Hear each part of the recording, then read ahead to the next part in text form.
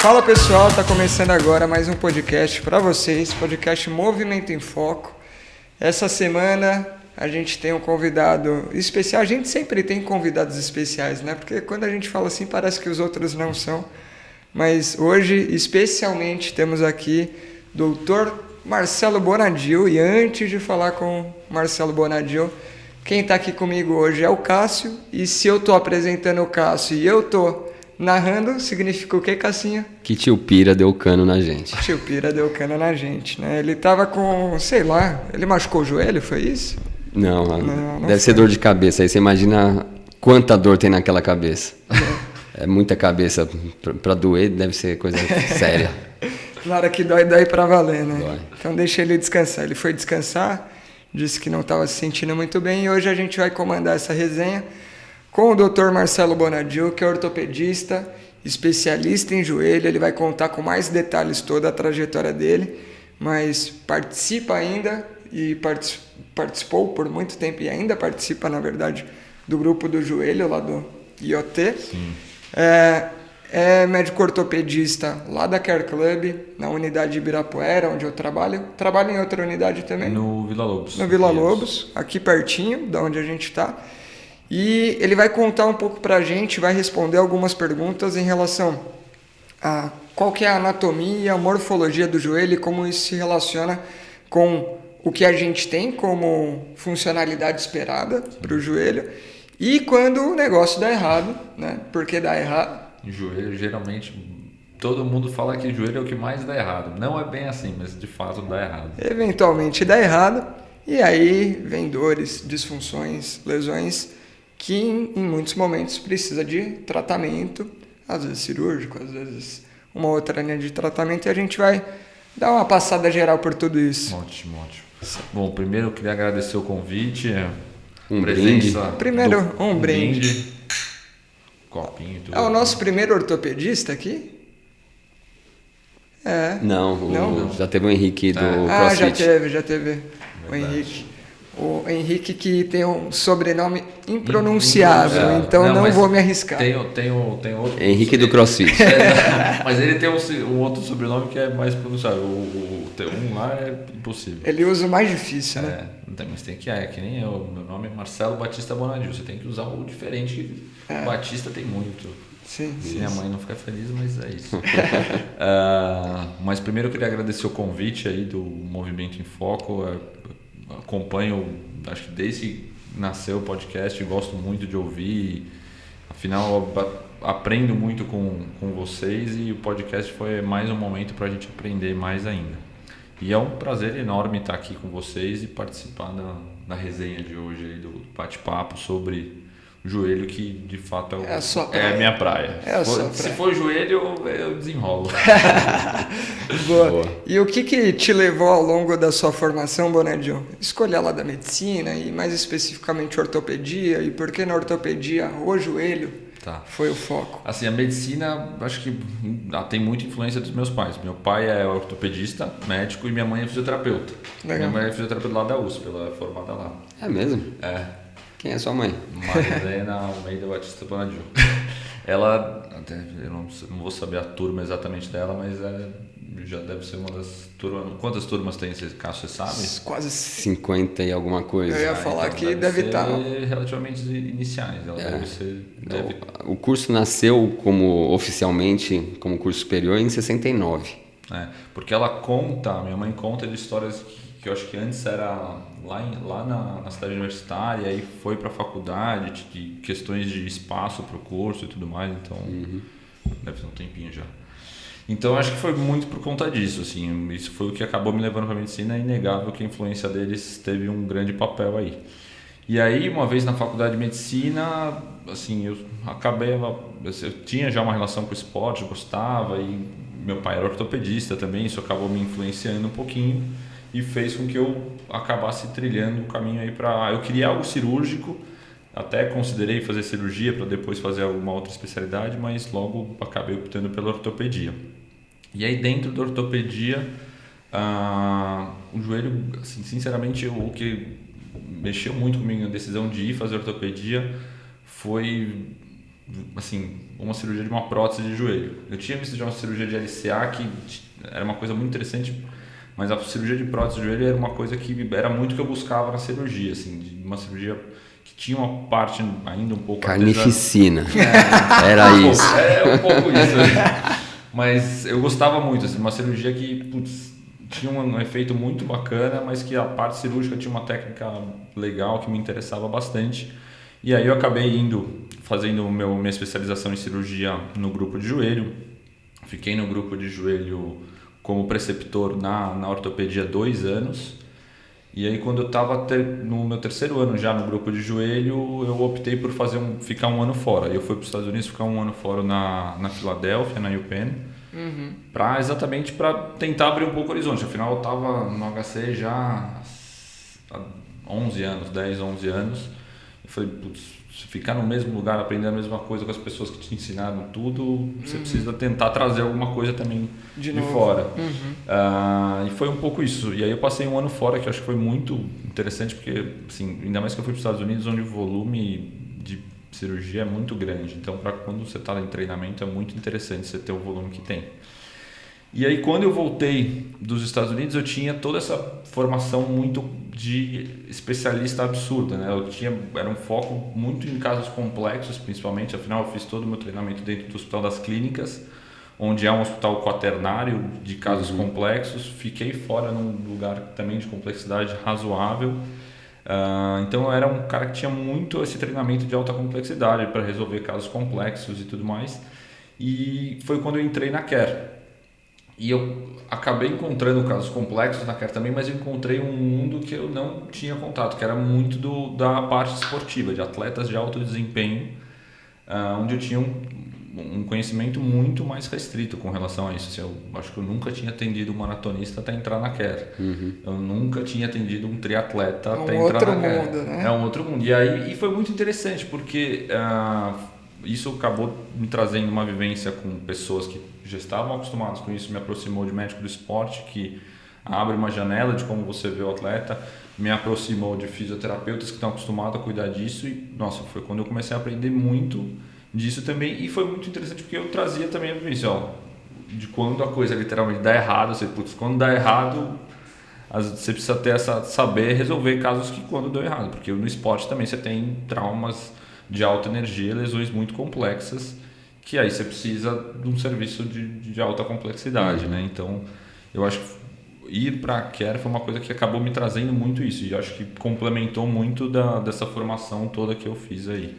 Pô, legal. Posso aproveitar o gancho, porque teve alguns momentos que a gente conversou sobre o quanto a complexidade, você conhecer algo que é um pouco mais complexo, às vezes talha o raciocínio e te deixa um pouco mais preparado para outras situações um pouco mais simples, mas nem sempre, né? Porque tem outras situações que tem o jeito próprio de resolver aquilo, que não só aquela ferramenta da alta complexidade vai dar conta, você tem que ter uma outra forma de pensar o problema, né?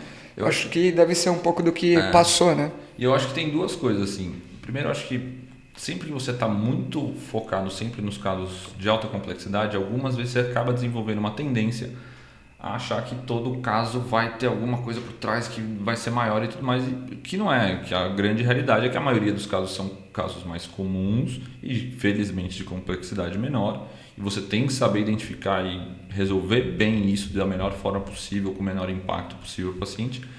Mas eu acho que a pessoa da alta complexidade tem um grande diferencial, e eu acho que ela tem que buscar isso de realmente conseguir identificar quando não é a coisa comum.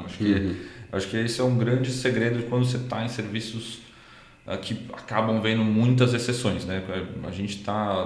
O Hospital das Clínicas é isso, é o Hospital das exceções, né? Você vê lá casos... Só vê o diferente, né? Vê o diferente. O comum nunca está lá, né? E às vezes você pega casos que já estão passando em locais que, poxa, não, nunca pensei nisso, e aí você fala, não, você tem um pouquinho mais de radar para identificar um pouco isso. Mas eu acho que algumas vezes a gente tem que aprender a falar assim, não, a maioria das coisas... E eu vejo muito isso, né? Eu estou no HC treinando residentes há muito tempo. E eu identifico essa dificuldade neles às vezes, porque eu vejo eles saindo, discuto o caso com eles, e eles falam, não, mas eu acho... Eu falo assim, não, assim, às vezes chegam casos, por exemplo, no pronto-socorro da ortopedia lá, e ele já vem com a hipótese, não, porque isso é uma dor femoropatelar só. não precisa loucubar, fazer um monte de exame. Cara, é uma dor femoropatelar que é 80% do consultório, talvez, de um ortopedista de cirurgia do joelho, né? Mas o residente já está lá pensando um monte de coisa. Então, acho que isso é um treinamento importante também, que quem está num lugar de alta complexidade tem que passar para conseguir encontrar o equilíbrio correto. Aí. Sim. Interessante, porque quando você começou a falar, eu achei que ia ser o contrário. Eu achei que você estava muito acostumado com alta complexidade e ia desmerecer um pouco a dor simples. Isso aí é só uma femoropatelar, não me enche o saco. Eu resolvo um monte de problema sério e você está aqui me atormentando com isso. Mas não, é a tendência em procurar problema sério. E eu acho que é isso. Assim, se você for ver, é isso. O volume maior são para coisas que não vão precisar de cirurgia, ainda bem, não vão precisar de coisas muito fora do habitual. Assim, felizmente não é isso.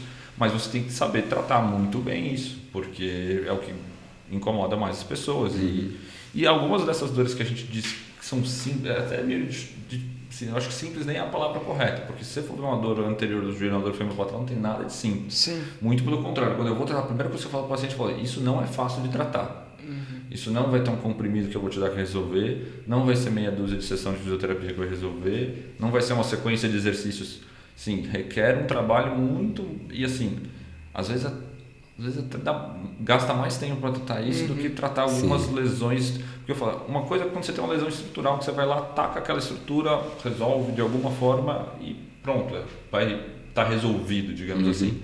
Agora, quando você tem uma questão que envolve fortalecimento, alongamento, correção de postura... Mudança de comportamento. Nossa, isso daí é muito mais difícil. Entendeu? Poxa, por exemplo, tratar a artrose. Teoricamente, tem uma coisa... Você perder peso, você ganhar massa muscular e você mudar hábitos alimentares. Só que vai fazer tudo isso. É a mais difícil do mundo. Eu falo assim, daí é a coisa mais difícil do mundo, entendeu? Assim, acho que é a coisa... Nossa, o que eu menos... tenho mais dificuldade talvez de fazer no consultório é isso, entendeu? Então, às vezes o que a gente fala que é simples acaba, na verdade, demandando mais trabalho. É que o simples aí esteja talvez o problema em si parece não envolver uma alta complexidade de ferramentas e enfim, de abordagens, né? Mas envolve muito manejo aí. A gente conversou, por exemplo, com a Flávia, né, que é pediatra, sobre formação de hábitos. Formar um hábito já é difícil. Modificar o hábito, então, nossa, porque você tem uma via preferencial que foi facilitada, construída por diversos anos, e a gente vive isso diretamente. Dá para fazer? Claro que dá para fazer, mas exige esforço ativo, exige presença, participação e, pô, não é engraçado, porque essa mudança de hábito também, quando você dependendo da idade da pessoa, se torna assim, a pessoa quase fala, não, isso não vai acontecer, não tem interesse em mudar essa... Poxa, é muito difícil, então é algo que requer um trabalho. E assim, a verdade é que hoje em dia as pessoas são muito imediatistas, então quando você fala assim, não, putz, isso demanda fisioterapia, demanda ganho de força e tudo mais, se ela não, por isso que é importante às vezes a gente tentar buscar algum resultado um pouco mais rápido, né? Assim, porque o paciente fala assim, poxa, mas eu preciso resolver isso para ontem. Não, mas vai demandar isso, vai ser trabalho de meses e tudo mais. É difícil, né? Porque, assim, às vezes um esforço que a pessoa não está disposta a fazer. Tem gente que tem um objetivo e tudo mais e quer alcançar, mas às vezes é uma pessoa que não tem interesse, não quero fazer academia, fortalecer, eu só quero parar que o meu joelho pare de doer quando eu fico muito tempo sentado. É uma mudança de hábito muito maior, né? Muito mais complicada. Sim. Se a gente entrar nesse papo aí, a gente não para mais e não vai falar sobre o joelho, porque o assunto é longo, né? Realmente, a sociedade hoje em dia ela é construída com várias coisas de resposta imediata, e na hora que a gente pega um sistema que foi moldado evolutivamente por milhões de anos, e que ele tem um sistema de resposta que ele não vai ser abreviado em várias circunstâncias, a gente vai bater com a cara no muro. E aí, surge muita dificuldade. Mas, deixando isso de lado, vamos conversar um pouquinho sobre o cara da vez que não é você, Bonadio, é o joelho, cara. Você vai falar sobre o joelho, cara.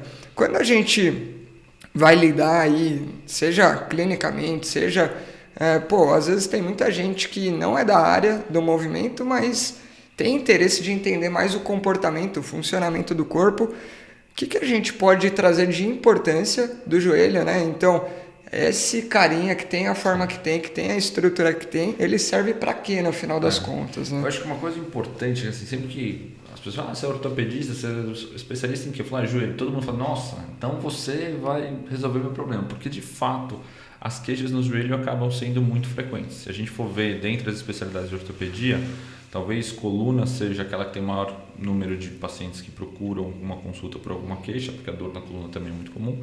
E joelho talvez seja que esteja em segundo lá. Isso muito porque é exatamente uma articulação que tem uma amplitude de movimento muito grande. É uma articulação de carga, ou seja, é membros inferiores, ou seja, vê carga. Ela tem uma amplitude de movimento muito maior do que, por exemplo, um quadril, que apesar de ter toda a liberação de ângulo, é uma articulação muito estável. A gente tem um sistema ali, né, que tem a cabeça femoral e o acetábulo, que permite uma estabilidade muito grande só pela anatomia. Já o joelho não, ele tem que rodar, ele tem que flexionar, e ele é responsável muito mais diretamente por transmitir essa energia, né, que vai de todo o core nosso para o solo. Então ele está muito mais relacionado à mudança de direção, entorse, e ele é muito mais instável do que as outras articulações que estão compondo os membros inferiores. Então sim, é muito comum a gente ver que o resultado das instabilidades ou, digamos assim, das incorreções aí dos membros inferiores acabam muitas vezes resultando no joelho, né? Então acho que essa é uma das principais causas da gente ver com frequência as pessoas falam, poxa, meu joelho dói, meu joelho por quê? E eu acho que uma das grandes causas também é a grande sistema de alavancagem que a gente tem no joelho, que é a femoropatelar. Porque é de fato uma das principais queixas no joelho, e é um sistema que depende da rótula, né? Que para fazer toda uma alavancagem de todo o quadríceps, fazer uma Mostrou força... a idade, Bonandinho. Entregou, né? Entregou. Mas você tem que... Tem muita gente que ainda usa rótula, mas é errado usar rótula patela. É bem comum. Ela usa toda a alavancagem, passa em cima de um fragmento ósseo ali, que vai fazer toda a alavancagem, que vai ver 3, 5 vezes o peso do corpo ali, sendo que é um fragmento ósseo que está preso única e exclusivamente por tendões e alguns ligamentos. Ou seja, que tem uma instabilidade muito grande. Então, acho que esses dois componentes são a parte anatômica do joelho que é mais responsável por a gente ter tantos sintomas no joelho. Não necessariamente lesões, mas você vê tantos sintomas no joelho. Eu acho que isso é um porquê que muitas vezes o joelho acaba... todo mundo fala, mas no joelho todo mundo tem problema, né? Não é que todo mundo tem problema, mas de fato é uma frequência muito grande, né, de sintomas que acabam indo para o joelho. Eu acho que tem um outro elemento aí também, que é a questão do joelho ser basicamente uma articulação que dobra e estica, né? Tem alguns outros movimentos de ajuste, mas basicamente dobra e estica, com carga, e ele está entre dois segmentos que se movem para qualquer lado, que é quadril e complexo tornozelo e pé. Então o joelho vai ser jogado para dentro, para fora, para frente e para trás, as costas das articulações estão acima e abaixo. E às vezes ele vai pagar o preço de uma falha que está em outro lugar, né? Acho que a gente costuma até falar bastante isso com os pacientes, que muitas vezes o que acontece no joelho, depois a gente vai acabar falando sobre isso com mais detalhes talvez, que ele dificilmente ele é o culpado, né? Ele quase sempre é um pagador de conta por alguém que falhou. E aí, se a gente olhar um pouquinho além do joelho, em termos cinesiológicos, funcionais, a gente vai ver que tem realmente, às vezes, influência de quadril, tronco mais acima, tornozelo, pé lá embaixo, fazendo com que ele saia desse eixo preferencial de funcionamento, né? Não, e acho que isso que o Cássio falou é muito importante mesmo. Ele falar que o joelho só dobra para ortopedista de joelho, isso é uma ofensa. Aí doeu. Falar que é uma dobradiça. Mas se você for ver, a parte óssea dele, provavelmente ele é das articulações menos estáveis, né? Porque você tem um platô tibial que é praticamente é plano, e um é plano, outro convexo praticamente, sobre duas superfícies convexas, ou seja, a parte óssea dá zero estabilidade praticamente, né? O que você não vê no tornozelo e o que você não... Nossa, no quadril muito menos. Então, isso ainda... E que aumenta também as lesões ligamentares, né? Facilita muito, né? Você acaba dependendo muito das Você tem menos congruência articular ali, né? de estrutura passiva óssea. E até legal falar sobre isso, porque a gente tem estruturas que vão tentar auxiliar nesse ganho aí de congruência e que podem ser sítio de sintoma, né? Os famosos meniscos, né? Que são também fonte frequente de lesão exatamente por conta disso, porque eles estão ali tentando dar congruência para a articulação, óbvio também com estabilizadores do joelho e também principalmente na parte de absorção de impacto, mas muito das lesões de meniscos que a gente vê vem muito, não só decorrente de impactos, mas muito decorrente da instabilidade do joelho. Por que a gente tem assim, um joelho que tem um cruzado lesado, depois de um tempo assim, médio ou curto até, a frequência de lesões do menisco é muito grande, porque o menisco passa a fazer função de estabilizador do joelho que já está com outro estabilizador falho. Então ele vai eventualmente romper e vai eventualmente começar a ter lesões secundárias do menisco. Então a gente tem toda uma série de... Sei disso na prática, né? Ele vai para a faca, não tem jeito. É questão de tempo? É questão de tempo. Vai preparando emocionalmente. Exato. Não, ele vem às vezes, pô, um show aqui. Não, isso daí é peixe pego, cara. Deixa o Bonadil fazer uma experiência mais em complexidade. Voltando aí na parte cinesiológica, Bonadil, a gente falou dessa questão da congruência articular não ser favorável para uma articulação estável por si só. E aí a gente tem coisas que, além dos ossos, ajudam nisso. Então, meniscos e tudo mais. Mas é aquilo, né? O menisco também não resolve tudo, porque é uma cartilagem especializada que também permite um certo grau de mobilidade. Então, a gente vê, preferencialmente, uma articulação sendo voltada para permitir movimento e, enfim... Exato. Ela acaba, assim, e é por isso que a gente vê tanta lesão ligamentar no joelho, e é por isso que, assim, quando a gente fala em reconstrução ligamentar, é enorme, muito mais presente no joelho do que qualquer outra articulação, assim. Por que a gente tem torce tornozelo, tem lesão ligamentar no tornozelo e muitas vezes a gente não tem que reconstruir o ligamento do tornozelo? Primeiro, por uma questão de capacidade de cicatrização de ligamentos. Sempre que a gente fala em ligamentos extra-articulares, eles vão ter uma capacidade de cicatrização muito melhor, como é no joelho também. Se a gente pegar ligamento colateral medial, ele tem uma capacidade de cicatrização absurda e a necessidade de reconstrução, ou seja, a necessidade de você ir lá e fazer um novo ligamento porque ele rompeu, é muito pequena. Mas quando a gente fala de ligamentos intra-articulares, ou seja, ligamentos que estão no meio da articulação, como são os ligamentos cruzados, ligamento cruzado anterior e ligamento cruzado posterior, a capacidade de cicatrização diminui muito e aí entra a necessidade da gente fazer a reconstrução, de fazer um ligamento novo. Mas o joelho tem muitas lesões ligamentares porque ele depende muito dos ligamentos para fazer essa estabilização, o que não é verdade em todos. Por exemplo, você pegar um cotovelo também extremamente estável, assim. No cotovelo é muito mais frequente você ter que soltar ligamentos para ele ganhar movimento do que você ter que reconstruir ligamentos que foram lesados. Ombro é muito mais semelhante ao que a gente vai ver no joelho, que também tem uma articulação que não tem uma congruência e uma estabilidade pela anatomia óssea tão importante. Então, é outra articulação que algumas vezes a gente tem que fazer reconstruções ligamentares ou capsulares para dar estabilidade. E no membro inferior vai ser sempre mais frequente, porque a carga e a instabilidade e as aterrissagens são muito mais frequentes do que instabilidades que a gente vai ver no ombro. Então, é por isso que o joelho sempre vai ser o campeão das reconstruções ligamentares, né? Porque, e não só a frequência de lesões ligamentares é importante, como a falta do ligamento ou a falta, assim, a insuficiência, mesmo que parcial, de alguns ligamentos acaba gerando sintomas importantes. Porque, assim, tem um monte de gente que tem entorse de repetição de tornozelo. Se você for examinar aquele tornozelo, você fala assim, poxa, não é igual um tornozelo normal, tá um pouco.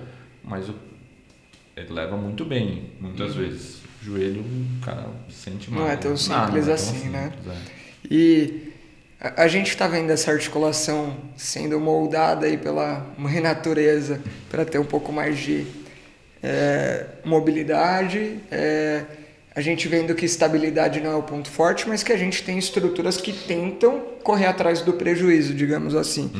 E você falou bastante do ligamento, tendo essa função de promover alguma forma de estabilidade, já que a congruência óssea não favorece isso e já que meniscos têm a sua certa limitação, apesar de colaborar.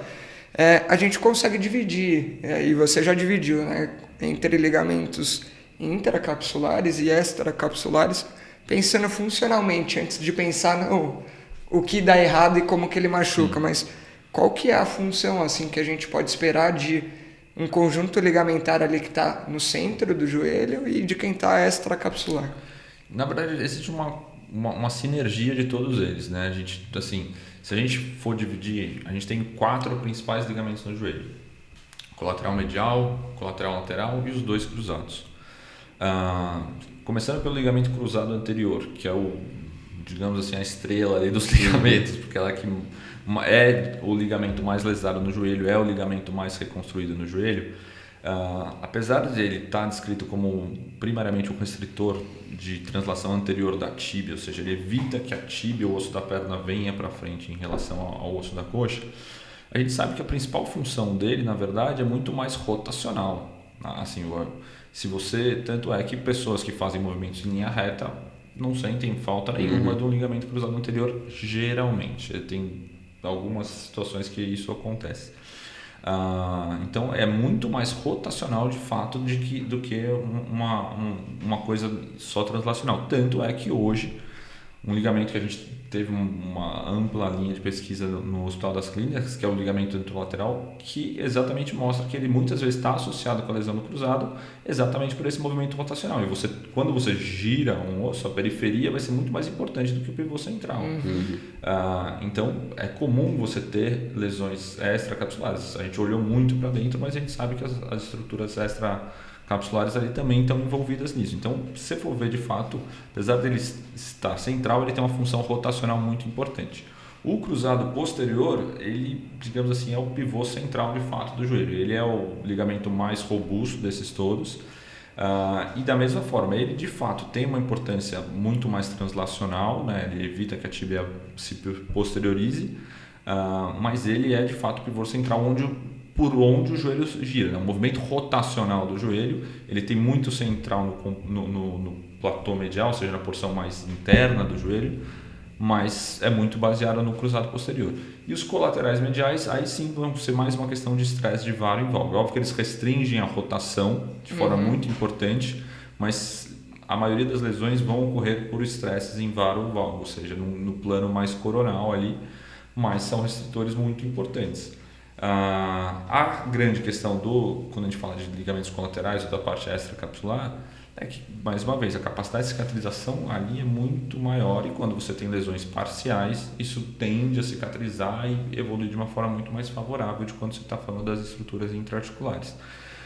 E aí, se você ainda for para mais detalhes ainda, você compara mesmo os dois que são intraarticulares, o cruzado anterior e posterior, o posterior você vê muito mais cicatrização ainda, porque ele é extrasinovial, ou seja, teoricamente ele está lá no meio da articulação, mas ele não está tão dentro do tecido, do líquido sinovial ali do joelho, por isso que até tem uma capacidade de cicatrização ali um pouco maior. A gente vê com muito mais frequência pessoas que tiveram algum grau de cicatrização do cruzado posterior do que, assim, anterior existe, assim, acontece cicatrização de ligamento cruzado anterior, mas é bem mais rápido. Em lesões completas? Assim, o que a gente vê geralmente, qual que é um bom prognóstico para uma pessoa que teve uma lesão do cruzado anterior e você tem alguma expectativa disso ter algum posterior? Geralmente ele tem uma bainha sinovial em volta dele. Se essa bainha se preservou de alguma forma, provavelmente o tecido que, assim, toda vez que a gente tem uma lesão, um monte de célula vai para aquela região, ou seja, é isso que faz qualquer cicatrização. Tem um corte, sangra, aquelas células vão ocupar aquele espaço e vai criar um tecido novo. Se esse líquido não consegue se conter em algum lugar, ou seja, não consegue conectar as duas pontas literalmente que foram lesadas, isso não consegue acontecer. Então, geralmente, se a gente preserva essa bainha, existe um potencial maior. Então, geralmente, é no que a gente é descrito lesões parciais. Eu não gosto muito desse termo lesão parcial ou total, porque é muito difícil de fato ver, rompeu todas as fibras, é muito mais importante você ver se o ligamento está suficiente ou insuficiente. Ou seja, eu examinando aquele joelho, Tem uma instabilidade? Tem. Se tem uma instabilidade, tem o suficiente. Não tem tanta significância aquilo que se no laudo ou no aspecto radiográfico na ressonância é parcial. É muito mais a gente ver se ele está suficiente ou insuficiente. Às vezes eu já vi ligamento que às vezes você olha na ressonância depois de algum tempo mais crônico, ele está até bonito, digamos assim, na imagem, mas o joelho está completamente instável. Pô, legal demais. E acho que a gente já conseguiu avançar na dissecção do joelho aí, dando nome para cada uma das estruturas e estruturas agora da região anterior que a gente ainda não falou. A gente está falando muito do ponto de vista de meniscos, ligamentos e tudo mais, mas um sítio comum de queixa também vai ser a região anterior. Você já até antecipou isso, né? Sem dúvida o mais frequente. Né? Até do ponto de vista de clínica, é o que a gente acaba mais recebendo mesmo, né? Quem são os nomes aí que podem estar associados com as queixas, né? Assim, qual que é o conjunto de coisas que a gente encontra? É todo o mecanismo extensor, que é um termo que a gente gosta de usar bastante e acho que é verdade. Todo o mecanismo extensor, que envolve quadríceps, tendão quadriceptal, patela ou rótula, como o Cássio preferido, dependendo de como ele quer temporalizar, e o tendão ou ligamento patelar. Eu gosto de chamar de tendão, mas teoricamente seria um ligamento, porque liga dois ossos. Tem cara de tendão. Não tem jeito de tendão. Não importa como. Exato. Quando machuca, a gente chama de tendinopatia. Exato, mas... então, assim, todo esse... E é um mecanismo que vê uma carga muito grande, né? Ou seja, é como eu repeti, ele vê 3, 5 vezes o peso do corpo, dependendo da atividade física que está sendo realizada. E ao mesmo tempo tem uma estabilidade muito grande, porque ele está todo baseado num ponto de alavancagem, que é a patela, que está baseado em retináculos, alguns ligamentos e tendões. Então ela depende muito de estabilização dinâmica do quadríceps e depende muito de estabilização dinâmica de rotadores do quadril, porque se o trilho onde ela está correndo, que é a tróclea, está completamente instável, se o quadríceps, que é o motor que está, digamos assim, dirigindo ali a patela, não está bem equilibrado, todo o sistema não funciona bem. E aí, se você começar a ver então desbalanço sagitário, ou seja, se a posição do tronco em relação ao restante está diferente, ou seja, se você tem uma cifose maior, isso muda um pouquinho, aí você vai por mais carga ainda lá na frente. Então, é um sistema que depende muito da organização de todo o equilíbrio do corpo e, principalmente, assim, na minha opinião, o que a gente mais vê de fato são encurtamentos de cadeia posterior, que todo mundo fala, eu sou encurtado, é muito frequente, e instabilidades rotacionais, principalmente quadril, né, que acabam instabilizando o sistema e tendo muito dor. E é o mais frequente. Não é a dor mais intensa, de forma nenhuma, mas é de longe o mais frequente.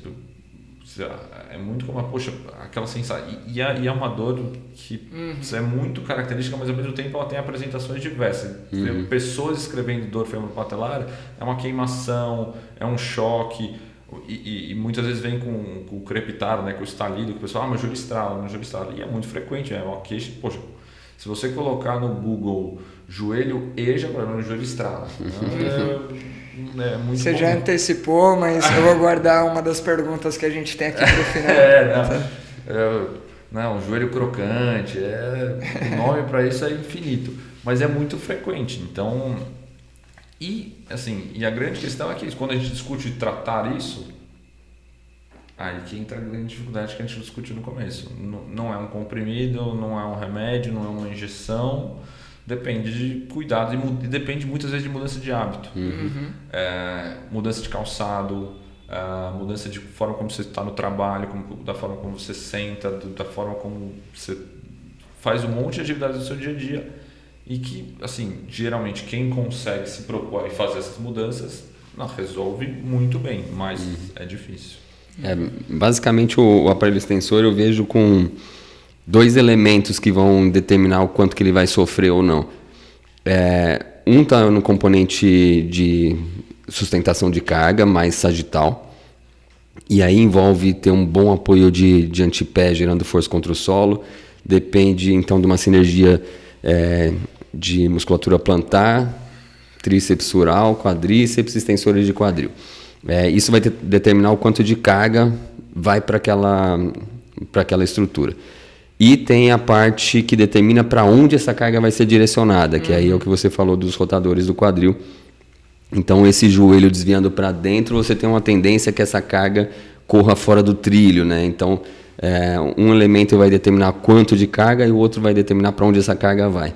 E aí a gente vai ver compressões laterais, tração medial e coisas assim que vão determinar. Então, dentro do aparelho extensor, por que um vai ter dor mais na parte de dentro do joelho, outro bem central, outro na parte de fora. E entra um terceiro componente que é algo que eu acho que às vezes vocês veem um pouco menos que a gente, porque requer exames, que é a grande variação anatômica que existe no mecanismo extensor do joelho. Assim, se você pegar o quanto muda o formato de uma patela, são poucos os ossos que você fala, não tem essa patela tipo A, B e C. E tem, isso, muda muito. A tróclea, né, que é o trilho onde a patela vai, tem grandes variações anatômicas. A patela ela pode ser mais alta, pode ser mais baixa. Isso de fato facilita. Assim, tem joelho que assim, a pessoa pode estar bem equilibrada, mas aquele joelhinho, se você fugir um pouco do habitual, dá um sustinho, né? Ele começa a incomodar.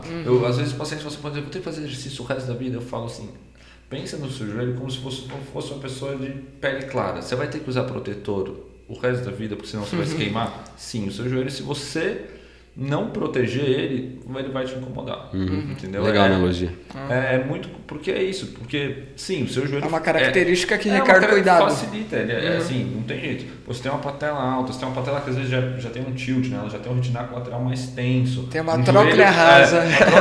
O joelho que é um pouco mais valgo, assim, são uma série de quesitos que vão facilitando uma sobrecarga.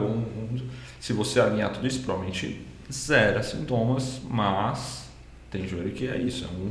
Cara, eu lembro muito de um caso, a gente está falando de características morfológicas aí, que influenciam bastante.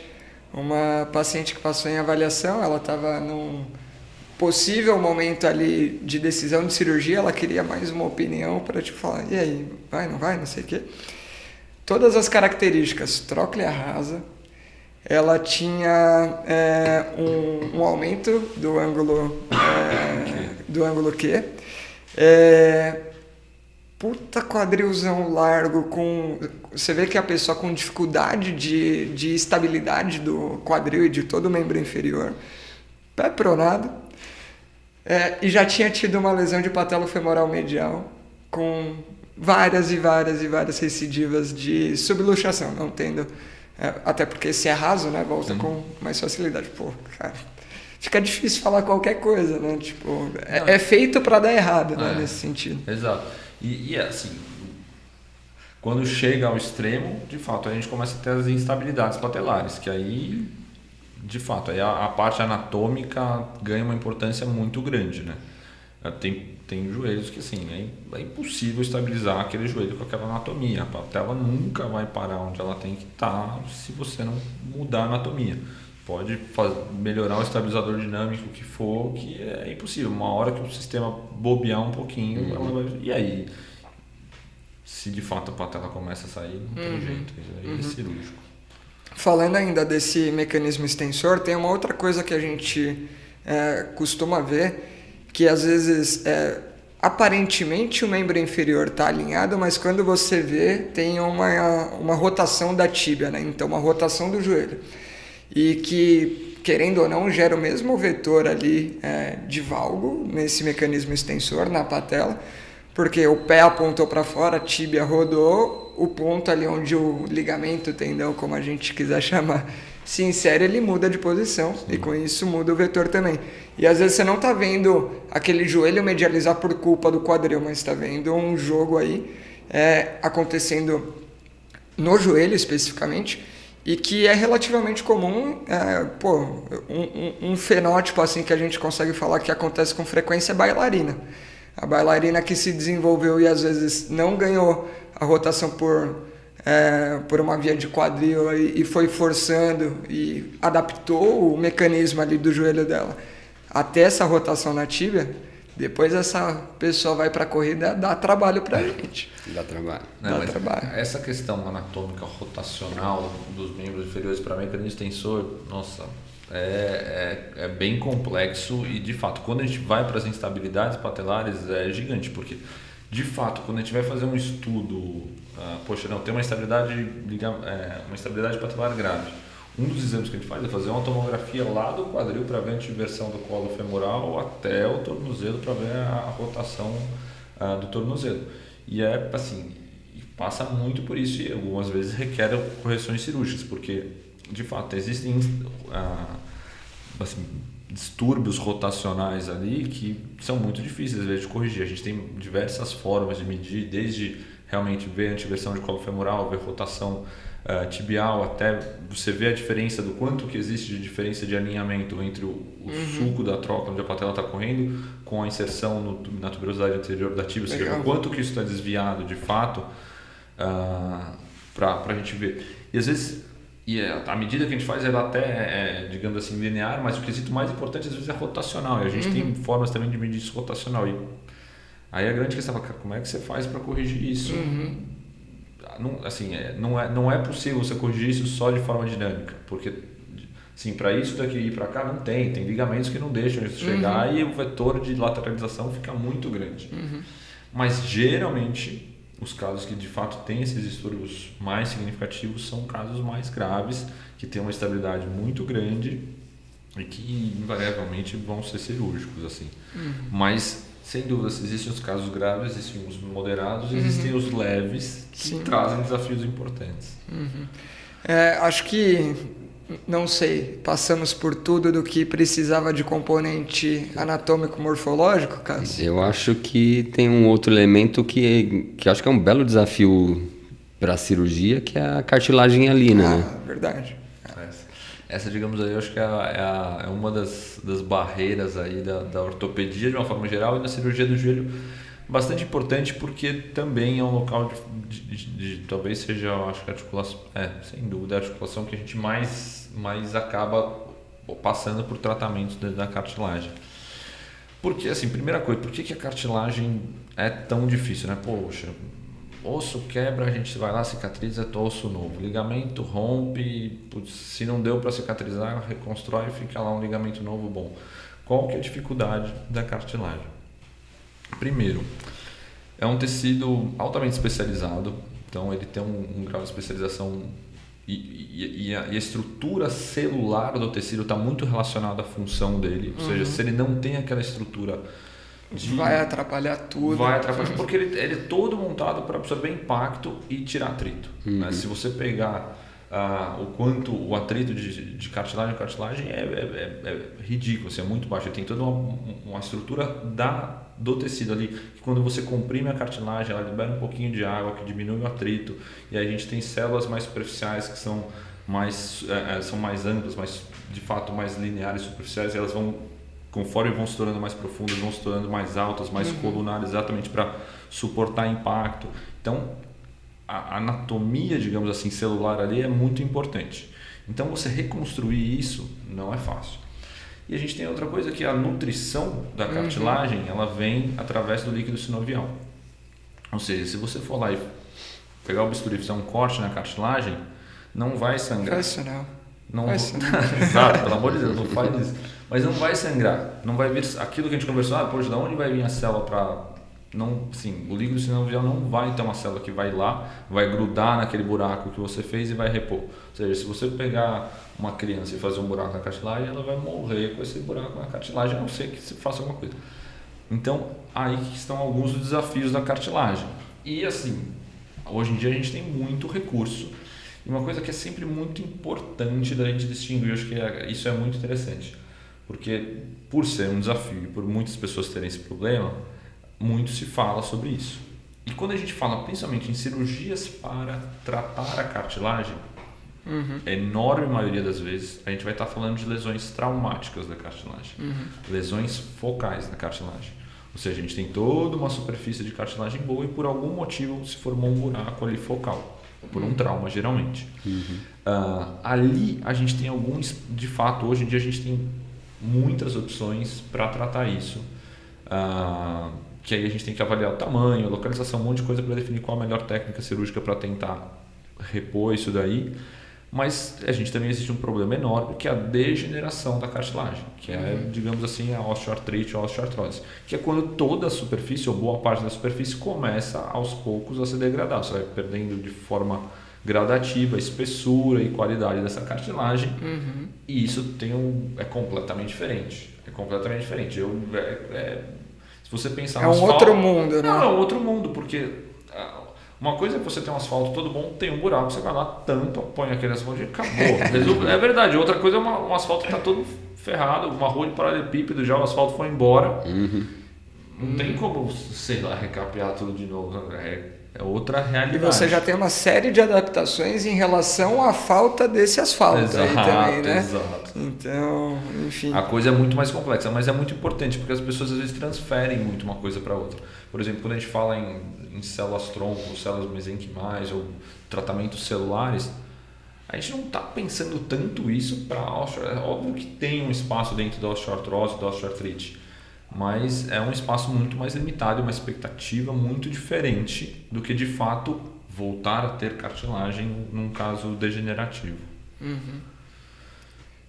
Agora foi todos os... Acho que agora sim. Não, ainda tem mais. A gente consegue falar da gordura de Rofa, que ninguém falou aqui. Gordura de Rofa é só para cumprir o papel de apito chato no joelho, às Exato, vezes, né? ela é ali, entendeu? O guarda de fogo da femoropatelar, daquele extensor. Qualquer coisa ela tá ali para filtrar.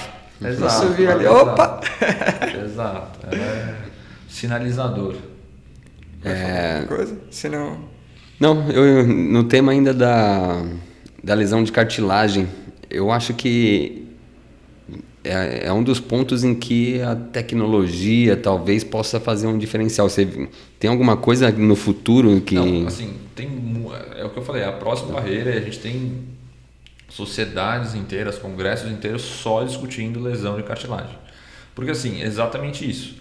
Se a gente tem um tecido tão complexo e tão difícil de ser reparado, é onde a gente mais tem. Então, a gente tem já terapias celulares de algumas formas para se repor.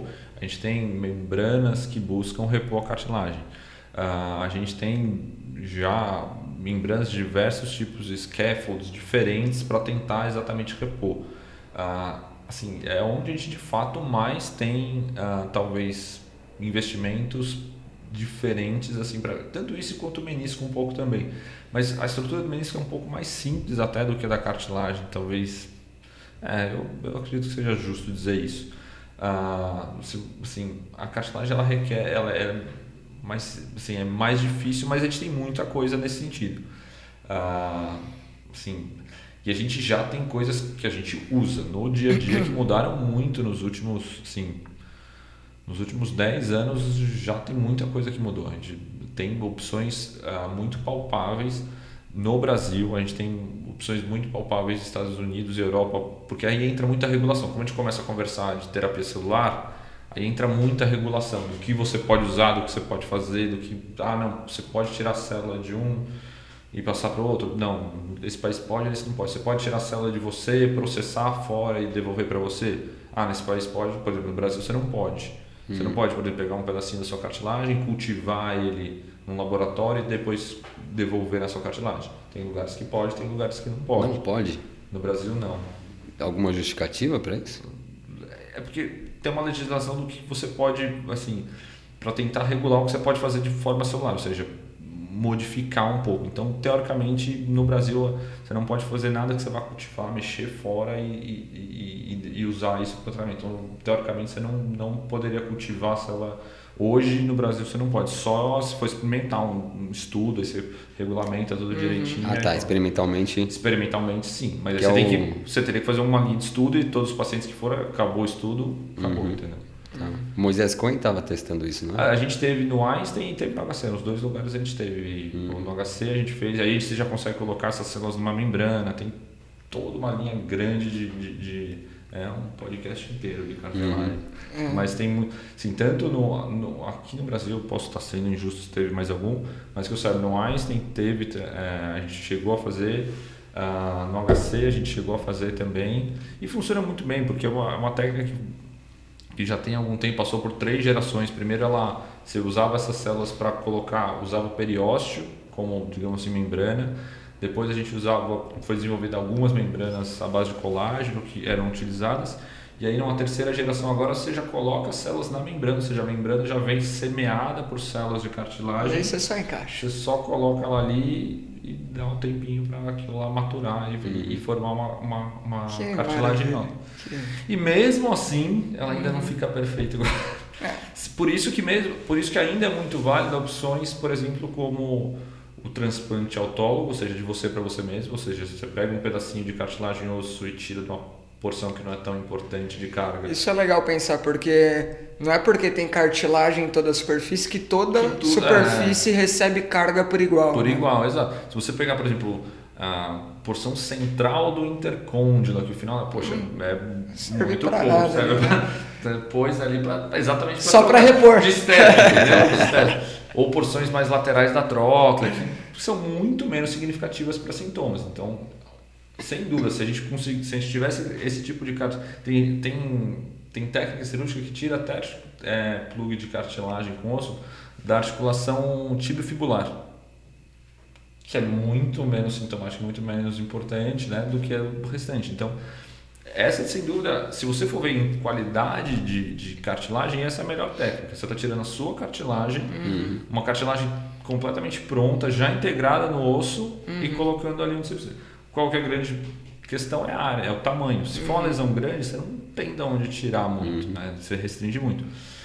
E outra opção é o transplante entre pessoas, mas aí a gente tem que fazer transplante como o transplante de coração, de alguém que faleceu e transplanta para alguém que está precisando. Que também é uma ótima opção, mas aí entra toda a questão de doadores, de fila de disponibilidade de doador e tudo mais. Mas é uma ótima opção também, porque você pega o tecido pronto. Entendeu? Quando eu morrer, pode pegar a minha cartilagem, quem quiser. E por que você pode transplantar? Se sobrar. E uma coisa importante é por que você pode fazer a transferência de cartilagem, por exemplo, vamos supor que o Cassião recebeu um transplante. Bateu as botas. Recebeu um transplante de cartilagem. Putz, mas eu vou ter que tomar imunomodulador pro resto, imunomodulador não, Imunossupressor. Imunossupressor o resto da vida? Não. Por quê? Porque exatamente a cartilagem, por ela não tem o sistema imunológico tão ativo, exatamente porque ela não é nutrida pelo sangue. Então você não tem anticorpos que estão ali combatendo a cartilagem de quem você recebeu. Então dá menos trabalho. Você não precisa dar nenhum imunossupressor. Você entendeu? Você consegue transplantar sem... Então esse é um enorme benefício. Mas você precisa de doador, e como tem, da mesma forma que você tem a compatibilidade quando você vai transplantar um rim, um coração, no joelho vai ser uma compatibilidade anatômica. Você também precisa ter uma anatomia muitas vezes semelhante ou algo que alguns quesitos que você tem que acompanhar ali para respeitar. Pô, legal demais, Bonadi. Eu acho que agora a gente passou agora por quase tudo. A gente nunca vai conseguir passar por exatamente tudo, até porque senão seria muito pobre matar um joelho em uma hora, né? Mas vamos lá. Enquanto eu vou deixar uma pergunta já para você, vou pedir para o pessoal que está na live, se tiver pergunta, já aproveita e vai fazendo, que depois a gente levanta a bola aqui e a gente conversa sobre o assunto. Mas a gente está nos 50 minutos de podcast. Queria fazer um exercício com você de... Imagina que não estamos no HC, é um consultório de ortopedia convencional, pelo amor de Deus, tá? Quais são os casos que a gente sabe que provavelmente vão aparecer no consultório clássico de ortopedia? Sem dúvida, número 1 é a síndrome femoropatelar ou dor femoropatelar. Não gosto do termo condromalácia, porque entra um grande... Isso é uma coisa que assim, o paciente entra na consultória e fala, eu tenho condromalácia, eu fui diagnosticado. Puta estigma, né? Não, e porque assim, o nome condromalácia parece que a culpa está na cartilagem. Você fala, não, a minha cartilagem é ruim, a culpa é da cartilagem. Você tá fadado aqui. Tô limpo. Não é, assim, não é, literalmente não é. A cartilagem é a que apanhou e se machucou depois. Então acho que esse é literalmente o primeiro. As degenerações, né, a osteoartrite, a osteoartrose, com o envelhecimento da população, então é muito, no joelho é a articulação onde vai ser mais acometido.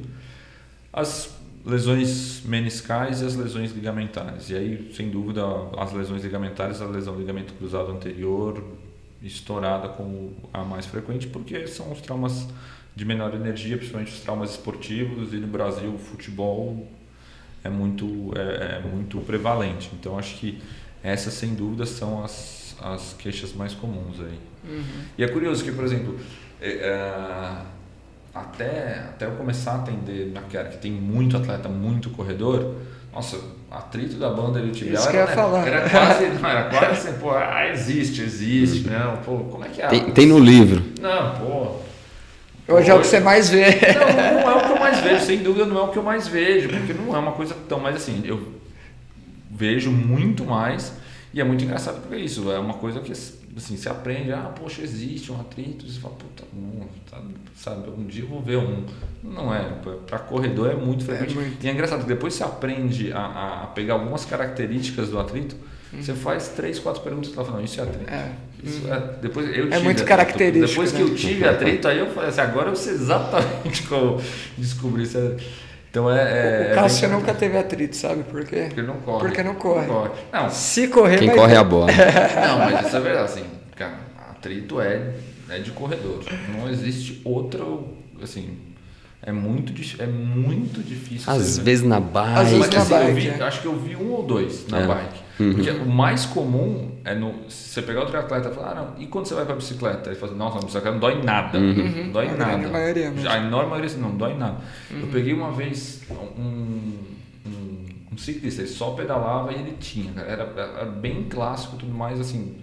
Putz, virei ele e aí a gente foi fazer a avaliação do bike fit, de como que ele pedalava e tudo mais, para entender, fizer um trabalhão para tentar organizar ali para melhorar, mas é muito mais raro, muito mais raro. Sim. Sabe que eu já tive, mas... Você já teve? Já, mentira. mas foi por causa do parafuso da cirurgia do cruzado. Nossa, mas aí não é... Não é o clássico, você inventou moda, cara. Exato, não, existe isso, existe. E dava para sentir a banda raspando em cima do parafuso. Não, e raspa, né? Não, isso acontece. Assim, tudo que você colocar naquela região lateral do fêmur, seja uma placa, seja um parafuso, a tendência... Tem que estar lisinho ali, hein? Não, exato. A tendência a incomodar é muito grande. Assim, é um local frequente, às vezes a gente tem que tirar a placa, tirar parafuso, porque ali incomoda. Incomoda. O trato ali raspa mesmo. O objetivo também não é falar de tratamento hoje, né? É mais um apanhado geral sobre dores e lesões do joelho, mas só para dar uma pincelada. Como se dá o tratamento de algumas dessas coisas, assim, né? Porque tem coisa que vai depender de tratamento clínico, tem coisa que vai depender de tratamento cirúrgico e tem coisa que quase sempre que é cirúrgico também tem o clínico acompanhado, né? As dores femoropatelares vão ser sempre tratamento clínico, né? Vai ser, assim, a gente vai identificar os principais fatores de causadores para aquele paciente, isso é muito importante. Você precisa entender por que a femoropatelar desse paciente não funciona bem. É parte muscular, é alongamento, é sobrepeso, algum hábito que ela tenha que estar errado, e aí se tem o esporte, o gesto esportivo que ela faz especificamente, e você vai atacar exatamente essa causa. Mas é muito raro a gente ter que operar uma articulação femoropatelar simplesmente pela dor, a não ser quando a gente tem uma lesão estrutural muito significativa, ou seja, você tem uma alteração de cartilagem muito significativa na tróclea, na patela, que aí algumas vezes a gente vai encaminhar para o tratamento cirúrgico. A osteoartrite ou a osteoartrose, ela tem toda a linha de tratamento dela, começando desde a mudança de hábito, ou seja, alimentação, exercício, perda de peso, tudo isso que tem que ser feito ali na base, e aí vão medicamentos, braces, palmilhas e algumas órteses que a gente pode utilizar, infiltrações, até chegar na cirurgia. Então a gente tem toda uma linha que a gente vai acompanhando e fazendo tudo isso, e é muito importante, assim, eu vejo como isso sendo uma linha muito importante de ser seguida, porque muitas vezes você não segue isso ou pula passos, algumas, assim, muitas vezes você pode se arrepender de ter pulado aquele passo e voltar. Então acho que é um tratamento que e assim, o fato de você fazer o início vai fazer com que você chegue melhor no final. Ou seja, se postergue um pouquinho mais, joga lá para frente, né? Um paciente que perdeu peso, ganhou força muscular, mas a artrose dele evoluiu, né? Ou quando você for fazer uma prótese, a recuperação cirúrgica, o resultado da cirurgia é muito melhor. As lesões de menisco, aí vai demorar, depende muito da lesão. Hoje em dia, eu acho que, de uma forma geral, o cirurgião de joelho ele é muito mais conservador nas lesões meniscais, principalmente naquelas lesões degenerativas, as lesões não traumáticas. Se você não tem um sintoma mecânico, o que é um sintoma mecânico? Você tem um fragmento de menisco que literalmente está entrando e saindo do lugar, ou literalmente é uma pedra no sapato ali. Está causando de fato um incômodo por um fragmento deslocado. Muitas vezes a gente consegue diminuir o processo inflamatório, estabilizar melhor essa articulação, a lesão vai continuar lá. Eu sempre comento para os pacientes, não é que a lesão sumiu, mas ela parou de incomodar e a gente vai deixar ela quieta. Mas existem lesões que têm sintoma mecânico ou que a gente tem a capacidade de reparar, principalmente, acho que isso é o que mais mudou para a lesão de menisco. A gente hoje em dia tem um arsenal de capacidade de suturar e reparar menisco muito maior do que a gente tinha há algum tempo atrás. E isso vem crescendo também de forma significativa. Então a gente é muito mais agressivo em, lesionou? Não, vamos tentar, principalmente nas lesões traumáticas para pacientes jovens, vamos tentar reparar isso e evitar que isso piore. E por último, a lesão do cruzado anterior, que assim, a enorme maioria dos casos vai ser cirúrgico. Por isso tudo que a gente discutiu antes. É um ligamento que muitas vezes evolui com instabilidade do joelho, você vai ter sintomas clínicos e que ele não tem capacidade de cicatrização, é muito pobre. Quando que a gente pensa em não operar um cruzado? Pacientes que não tem uma expectativa de atividades com movimento rotacional, que não estão sintomáticos em atividades do dia a dia. É claro que a idade joga um pouco, mas não é o principal. Eu já operei pacientes com idade bem avançada, por quê? Porque eu queria esquiar, porque ele quer continuar jogando bola. Depende um pouco da funcionalidade desejada e o quanto a pessoa está dentro disso. Poxa, e já tem pacientes que não eram nem tão velhos assim, eram ativos, mas ele falou, não, eu não vou fazer mais nada, eu vou continuar só correndo, eu vou continuar só nadando. Não, mas você não vai querer jogar bola, você não vai querer... Não, eu entendo que eu não posso mais fazer isso. Se eu quiser só fazer isso, eu não preciso operar.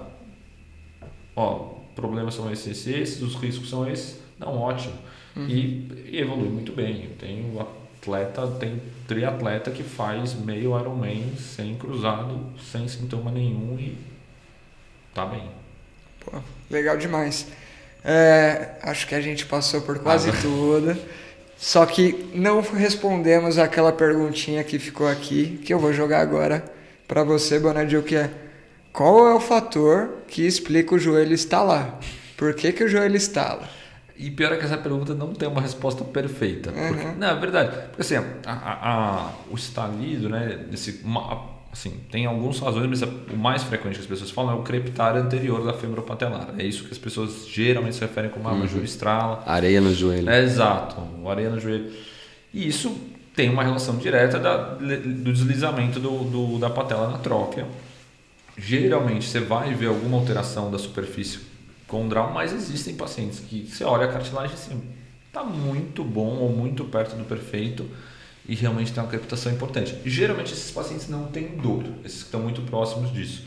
Eles falam, não, meu joelho sempre estralou, e aí provavelmente entra um pouco naquilo que a gente falou, a anatomia dele talvez aumente a pressão, porque apesar de não ter lesão na superfície, a pressão ali deve ser um pouco maior.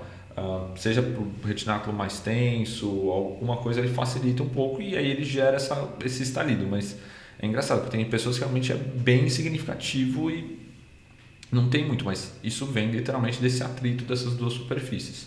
Agora, o que exatamente causa porque às vezes você olha e fala assim, não, esse joelho deve crepitar muito, e não tem, e tem outros que você olha a superfície e você acha que não vai ter tanta crepitação, e de fato o paciente fala, nossa, quando eu subo escada as pessoas até olham e tal, mas... E assim, muitas pessoas, mas vai piorar, não queria que meu joelho piorasse. Falando, não, se ele só crepita, você não tem dor nenhuma. Poxa, eu geralmente passo algumas orientações de cuidados que você pode ter para proteger sua femoropatelar, mas não tem muito o que fazer, que vai de fato evitar que aconteça alguma coisa. Legal. A gente tem mais uma pergunta aqui que é do Maurício Lima. Vou até jogar aqui na live. A pergunta do Maurício é a seguinte: como que é a resposta quando tem que intervir cirurgicamente em algum caso de instabilidade patelofemoral por questão ligamentar, enfim, como que costuma ser o tratamento e a evolução prognóstico pós-cirúrgico nesses casos? Perfeito. Quando a gente fala de instabilidade patelar, geralmente como é que funciona? Poxa, decidimos que precisa operar.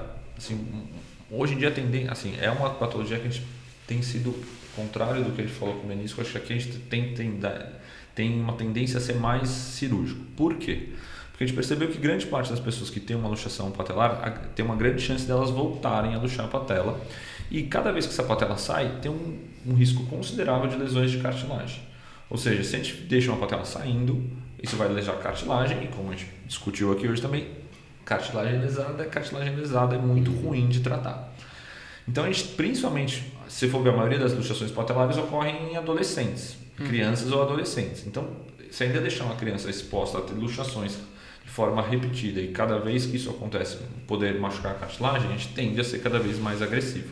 E o que a gente faz geralmente? A gente vai olhar exatamente a anatomia do joelho e fala, poxa, quais são os fatores anatômicos desse joelho que facilitam essa patela sair do lugar? Quais são os fatores que eu vou optar por corrigir para fazer com que essa patela não saia mais do lugar? Poxa, não, a patela é alta, eu tenho que abaixar ela. A tróclea é rasa, eu tenho que mexer na tróclea. O desalinhamento do tendão, da tuberosidade anterior da tíbia e do sulco é muito grande.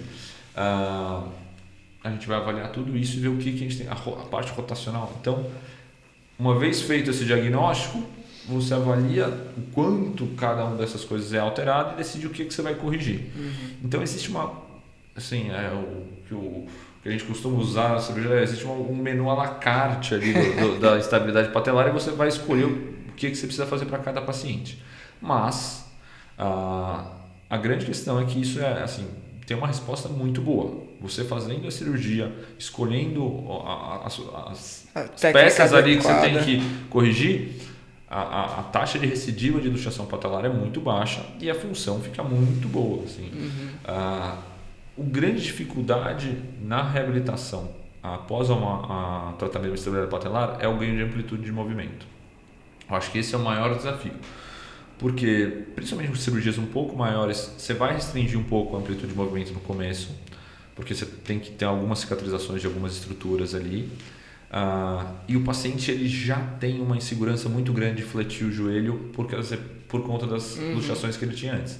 Você acrescenta a dor, edema, mas ele já tem fica aversivo. Ele fica quase aversivo. Realmente ele tem uma aflição muito grande de voltar a dobrar o joelho. E isso vai começando assim. A femoropatelar que você mexeu, você começa a ter cicatrização de retináculo, então tem muita dificuldade. Acho que o maior desafio é esse. Se você passou esse obstáculo, aí você ativa quadríceps, vai muito bem. Assim, vai muito bem. São pacientes que eu acho que depois que estabiliza a patela, vai muito bem.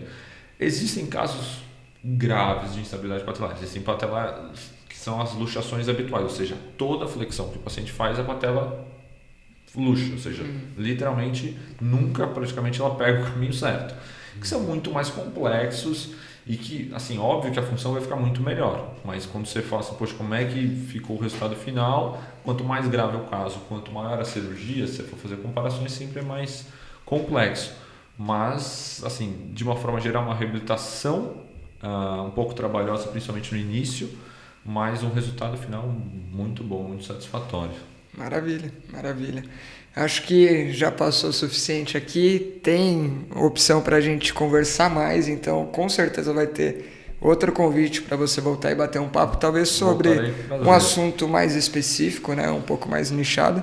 Mas já agradeço de antemão o aceite do convite, vir bater esse papo, tomar uma cerveja com a gente, explicar e dissecar esse joelho e falar de tudo que pode acontecer aí dentro do aspecto ortopédico. Em outros momentos a gente volta para falar um pouco mais de cada um desses pontos. Considerações finais, Bonadio. Que a gente tem que considerar aí, seja no tratamento, seja no manejo do paciente ou para qualquer profissional, que vai trabalhar em algum momento com queixas, dores e lesões dessa região. Eu acho que é algo que vale para, de certa forma, um pouco de toda a medicina, não só o joelho, mas que eu acho que é a individualização. E outra coisa que assim, eu acho que vale como... Eu acho que isso é parte daquilo que eu falei com vocês, que eu aprendi um pouco quando eu entrei mais a fundo na Care Club. Eu acho que assim, individualização é essencial. Você tem... Não, assim, nunca vai ter... A pessoa pode ter a mesma dor, mas causada por razões muito diferentes.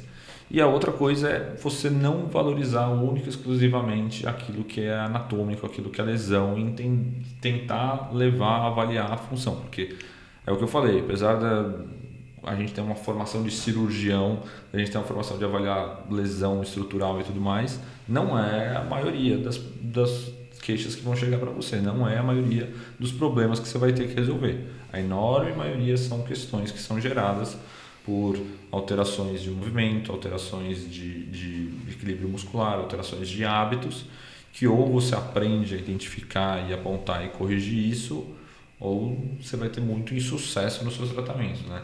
Se a gente, toda a femoropatelar que chegar, eu olhar para ela e falar, não, tem uma alteração na cartilagem da patela, eu vou atacar isso, tô ferrado. A taxa de sucesso vai ficar... É péssima, porque não vai resolver. Eu posso colocar lá 10 cartilagens novas, lindas, se eu continuar com o fator causal, né? Então, acho que essas são duas coisas que são muito significativas quando a gente fala não só do joelho, mas valem muito para o joelho também. Maravilha, maravilha. Terminou com chave de ouro. Muito bom. Terminou com gostinho de quero mais, exato. Aquela mensagem para falar, quero ouvir esse cara aqui mais uma vez. Pode deixar, pessoal, a gente vai fazer o convite e o Bonadio vai vir falar com a gente. Inclusive, se você tiver um assunto que você quer entender mais a fundo sobre o joelho e quer ouvir o Bonadio falar com a gente, manda pra gente que a gente vai ter o maior prazer de fazer essa resenha aqui. Queria agradecer todo mundo que acompanhou no YouTube, você que está ouvindo aí no podcast, seja no carro, fazendo seu treino, lavando louça. Agradeço totalmente a presença do Bonadio, Cássio como nosso comentarista aqui, e o pessoal que fez as perguntas, Maurício e Ricardo, porque isso deixa um pouco mais rica a nossa conversa. Bom, eu queria agradecer também, poxa, fiquei muito satisfeito com o convite, gostei muito de participar e gostaria de aí estender um pouco das homenagens aí, que assim, como eu falei, eu aprendi muito quando eu entrei na Care Club e muito foi com vocês dois e com todo o time de físio da Care, assim, já discuti muito com o Franco, já discuti muito com o Cássio sobre casos e assim, que eu falei, se eu não via atrito da banda do Tibel, quando eu comecei a ver, literalmente eu precisava procurar de alguém que entendia da coisa. Eu acho que eu aprendi muito disso com vocês e acho que essa troca é uma das coisas mais enriquecedoras. Legal, bom demais. A nossa ideia com o podcast é levar isso que a gente tem no dia a dia para todo mundo que às vezes não tem essa oportunidade. Então, vale muito. Pessoal, muito obrigado. Até o próximo. Tchau, tchau.